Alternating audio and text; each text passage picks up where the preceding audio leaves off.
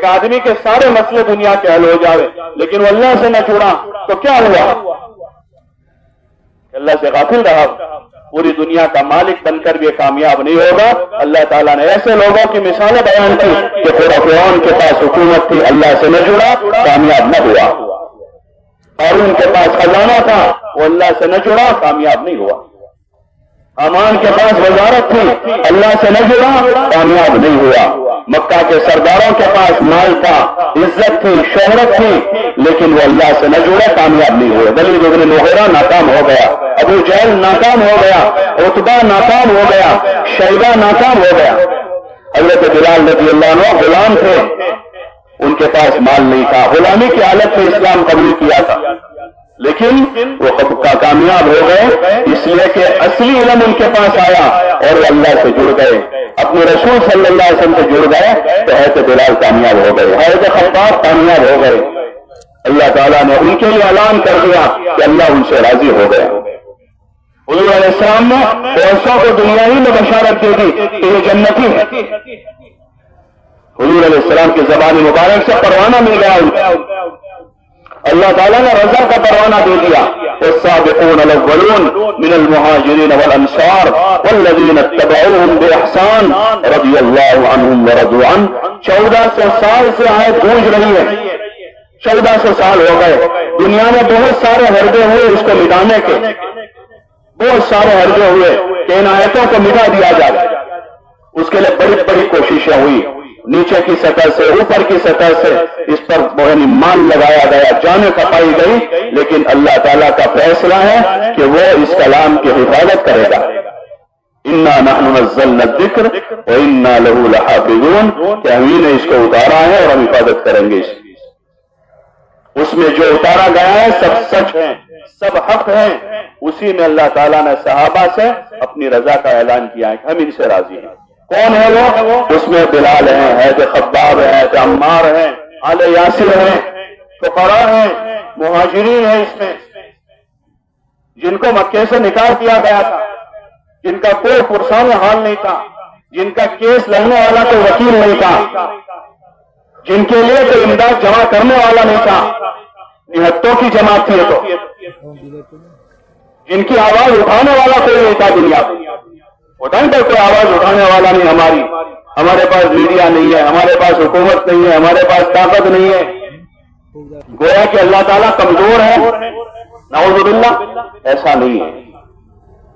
کہ اللہ تعالیٰ اپنی اسی شان کے ساتھ ہے کہ جس وقت مکہ کے پہاڑیوں کے درمیان میں ان پر مظالم ہو رہے تھے اور ان کی آواز اٹھانے والا دنیا میں کوئی نہیں تھا، لیکن ایک مدت اللہ کے وہاں ہوتی ہے، وہ مدت انہوں نے پوری کر دی، ان آزمائشوں میں وہ کامیاب ہو گئے اور اللہ پر ایمان لے آئے وہ، اور حضور علیہ الصلوۃ والسلام نے ان کو نماز کے لیے بلایا تو آ گئے وہ۔ مشقتوں میں انہوں نے نماز قائم کی، بیت اللہ میں کھل کر نماز نہیں پڑھ سکتے تھے اس وقت، لیکن جو ایمان لائے تھے وہ نماز پڑھتے تھے، انہوں نے نماز اس سال میں بھی نہیں چھوڑی، نماز پر وہ قائم رہے، ثابت قدم رہے۔ اللہ تعالیٰ نے وہی فرق کہا تھا وَاسْتَعِينُوا بِالصَّبْرِ وَالصَّلَاةِ، کہ نماز، صبر اور نماز کے ذریعے سے اللہ سے مدد حاصل کرو۔ جس قسم کا حال ہے، فقرہ میں آدمی ہے، بیماری میں ہے، تکلیف میں ہے، تنگی میں ہے، انفرادی حال ہے، اجتماعی حال ہے، ان حالات کے لیے اللہ تعالیٰ نے صبر اور نماز دی کہ آدمی صبر کرے، واویلا نہ کرے۔ ہاں، یہ مطلق انسان کی ایک طرح سے ایک عیب ہے جو اللہ تعالیٰ نے بھی بیان کیا ہے، ان الانسان خلق ہلوعا اذا مسہ الشر جزوعا۔ ایک طرح سے انسان کا عیب ہے یہ کہ جلد باز پیدا کیا گیا ہے، کہ ذرا سی تکلیف آتے جزا فضا شروع کر دیتا ہے، لیکن جب آدمی کے پاس ایمان ہوتا ہے تو صبر ایمان کی صفت ہے، صبر، آدمی صبر کرے گا، بیماری میں، تکلیف میں صبر کرے گا، تنگی ہے صبر کرے گا، حالات ہے صبر کرے گا، انفرادی حال ہے تو ایسا صبر کرے گا، اجتماعی حال ہے تو صبر کی تلقین کرے گا، بیوی کو، بچوں کو، بھائیوں کو، بہنوں کو، قوم کو، کہ بھئی صبر کریں، صبر کریں۔ اللہ تعالیٰ نے حضور علیہ السلام سے بھی فرمایا وَاصْبِرْ وَاصْبِرْ كَمَا صَبَرَ أُولُو الْعَزْمِ مِنَ الرُّسُلِ، کہ آپ صبر کریں۔ اللہ کا ایک نظام ہے، وہ نظام چل رہا ہے، وہاں اللہ کا ایک نظام ہے اور آدمی اس نظام سے گزرتا ہے. ہاں دنیا میں چاہتوں کے مطابق زندگی نہیں ہے, دنیا میں حکموں کے مطابق زندگی ہے کہ آدمی اللہ کے حکموں کی طرف متوجہ رہے, فقر میں بھی اور غنا میں بھی, بیماری میں بھی اور صحت میں بھی.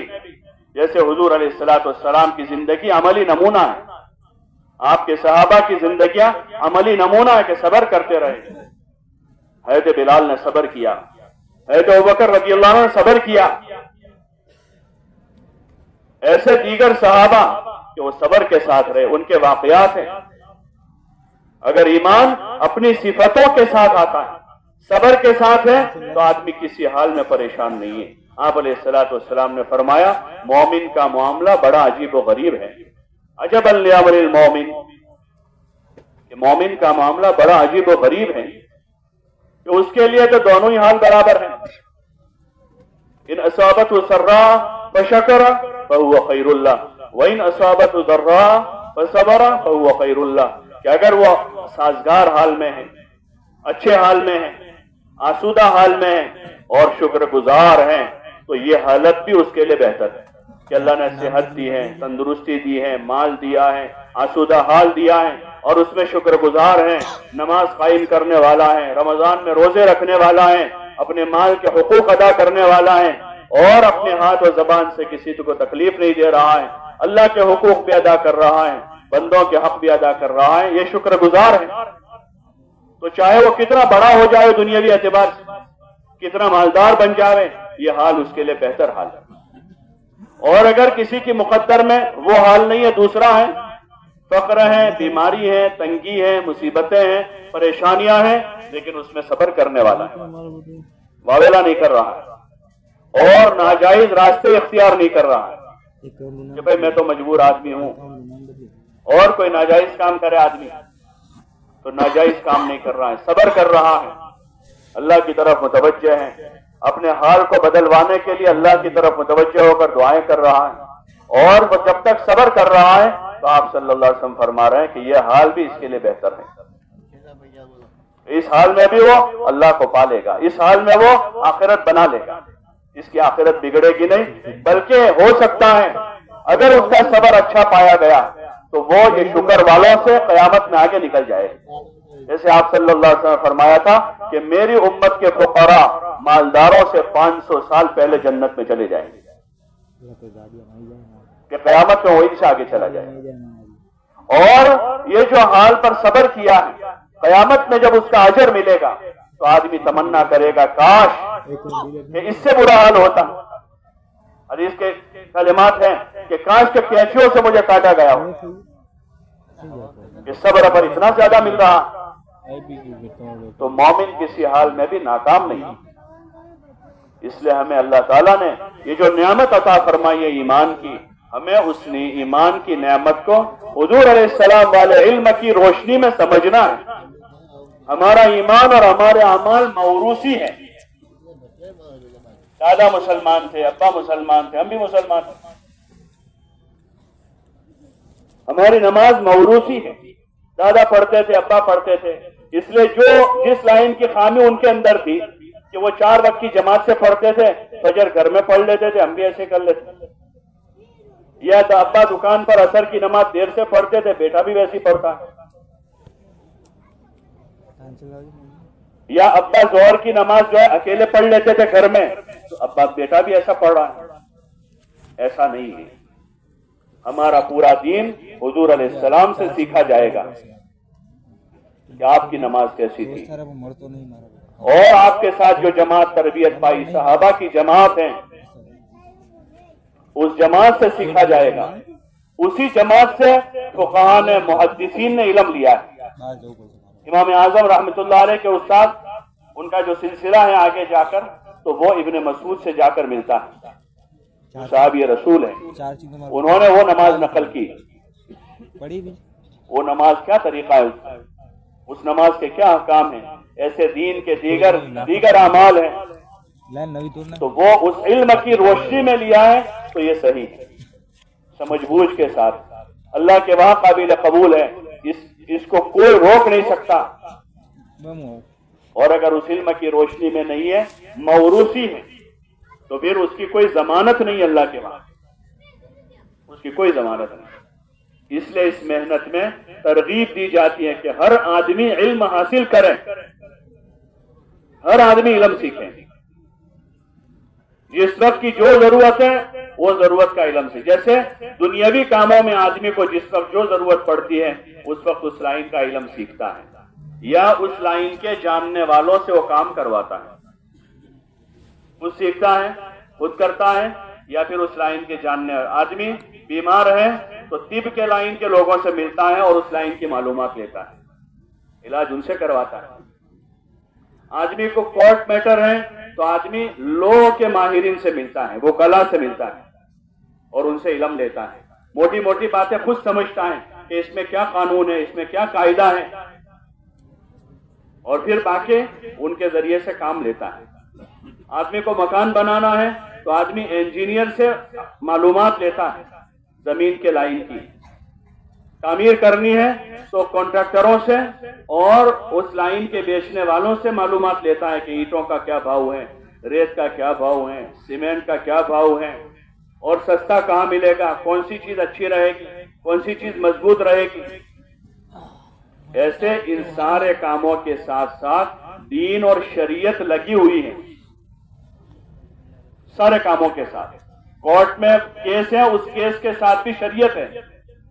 یہ نہیں کہ وکیل مضبوط کر لیا ہے وہ جھوٹ بھی بولے سچ بھی بولے، کسی طرح ہم کو کیس جیت کر دے دے، یا ڈاکٹر کے ہاتھ میں ہاتھ دے دیا ہے اب وہ جو کچھ بھی کرے، صحیح کرے غلط کرے، دین کے موافق ہو دین کے مخالف ہو، بھائی ڈاکٹر صاحب نے کہا ہے، ایسا نہیں ہوتا ہے۔ انجینئر صاحب نے بنایا ہے، چاہے اس نقشے میں گھر ایسا بنے کہ عورتیں گھر میں چلتی پھرتی ساری باہر سے نظر آئے، جیسے آج کل پلان بناتے ہیں اور پھر کہتے ہیں اصل میں ہمارا نیا بہت اچھا انجینئر بمبئی سے آیا ہے، انہوں نے پلان بنایا، اور پلان ایسا ہے کہ پورا گھر جو ہے شو روم کی طرح باہر سے دکھتا ہے، کہ اندر عورتیں گھوم رہی ہیں پھر رہی ہیں، کچن میں کام کرتی عورت دکھ رہی ہے، آدمی سویا ہوا ہے تو اس کا پلنگ دکھ رہا ہے باہر سے، اوپر کسی جگہ بچے بیٹھے ہوئے تو وہ باہر سے دکھ رہے ہیں، اس لیے کہ شریعت اندر سے نکلی ہوئی ہے۔ علم سے یہ چاہا جا رہا ہے کہ آدمی زندگی کا جو کام کرے وہ کام حضور صلی اللہ علیہ وسلم والے مبارک طریقے پر کرے، آپ والے مبارک علم کی روشنی میں کرے، تو پھر وہ کام اللہ کے وہاں قبول، وہ چیز دین آدمی کا گھر بنانا بھی عبادت بن جائے کہ اس آدمی نے اپنے لیے اپنے گھر والوں کی حاجت پوری کرنے کے لیے اپنا یعنی سردی گرمی سے حفاظت کے واسطے اور سکون اور راحت سے اللہ کی عبادت کے واسطے